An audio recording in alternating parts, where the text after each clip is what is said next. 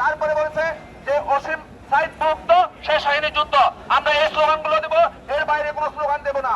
আর বৃষ্টি আসুক ঝড় আসুক আমরা এই জায়গাটাতেই থাকবো।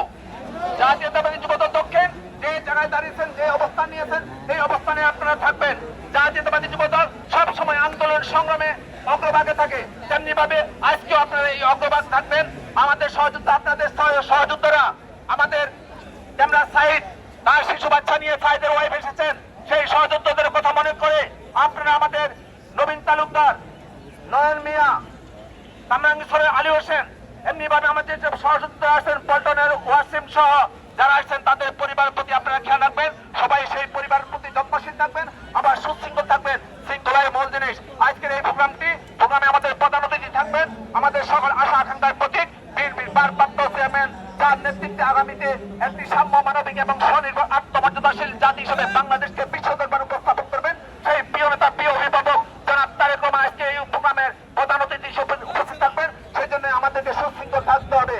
আমরা যেমন সুশৃঙ্খল থাকতে পারি, তেমনি আমরা উচ্ছৃঙ্খল হতে পারি। আমরা উচ্ছৃঙ্খল হয়েছিলাম এই খুনি হাসিনার বিরুদ্ধে। আমাদের উচ্ছৃঙ্খলতা, আমাদের দুঃসাহসিকতা খুনি হাসিনার পতনকে নিশ্চিত করেছিল সেদিন এই রবিউল ইসলাম নয়ন সহ আপনারা জীবনের বাজি রেখে রাজপথে লড়াই করেছিলেন আর লড়াই করে খুনি হাসিনার পতনকে নিশ্চিত করেছিলেন। তাই আপনাদের